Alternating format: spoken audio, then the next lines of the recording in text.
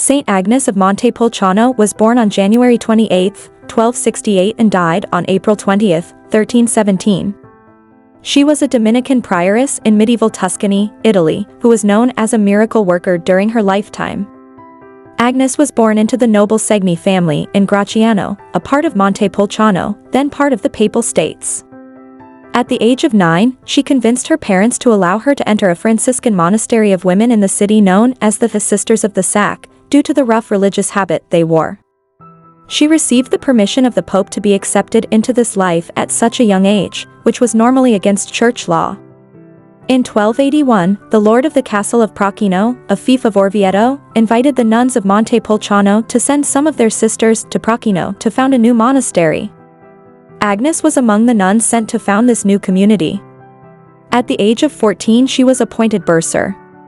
In 1288 Agnes, despite her youth at only 20 years of age, was noted for her devotion to the Blessed Sacrament and deep life of prayer, and was elected as the prioress of the community. There she gained a reputation for performing miracles. People suffering from mental and physical ailments seemed cured by her presence. She was reported to have produced multiplied loaves on numerous occasions, recalling the gospel miracle of the loaves and fishes. She herself, however, suffered severe illnesses which lasted for long periods of time. In 1306, Agnes was recalled to lead the monastery in Montepulciano. Agnes reached a high degree of contemplative prayer and is said to have been favored with many visions. After her return, she proceeded to build a church, Santa Maria Novella in Florence, to honor the Blessed Mother, as she felt she had been commanded to do in a mystical vision several years earlier.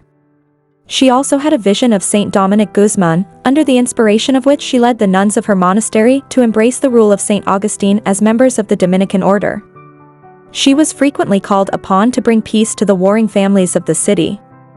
By 1316, Agnes' health had declined so greatly that her doctor suggested taking the cure at the thermal springs in the neighboring town of Cianciano Terme. The nuns of the community prevailed upon her to take his recommendation. While many of the other people there reported being cured of their illnesses, Agnes received no benefit from the springs. Her health deteriorated to such a degree that she had to be carried back to the monastery. Agnes died the following April 20th at the age of 49. The Dominican friars attempted to embalm her body. It was found, however, to be producing a sweet odor on its own, and her limbs remained supple. When her body was moved years after her death to the monastery church, it was found to be incorrupt. Her tomb became the site of pilgrimages. Please subscribe to Catholic News World's YouTube channel. Thanks and God bless.